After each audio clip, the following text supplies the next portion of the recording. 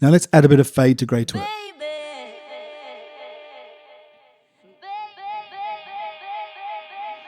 So it's adding a bit of frequency and delay and amount as you twist that knob.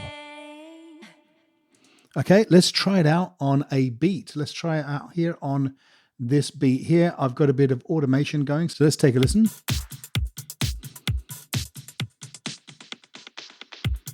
Super cool. Let's take a listen to it on a melody.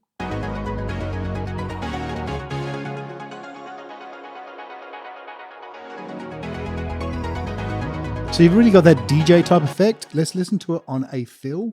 So we've got a bit of automation here on this fill.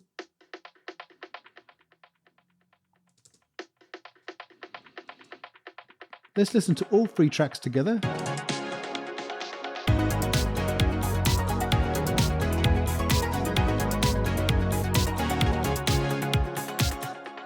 Fantastic.